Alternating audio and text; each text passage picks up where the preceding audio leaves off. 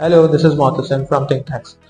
In today's video, I am going to discuss about three biggest mistakes usually done by the small business owners.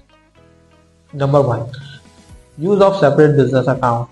So a lot of small business owners don't use separate business account for their business. So what happens once they do bookkeeping after the year end? So they actually don't know how much they have paid for the business from their personal credit card or personal banks. Number two, use of accounting reports, that is profit and loss or balance sheet. A lot of small business owners usually do their bookkeeping just for the purpose of tax.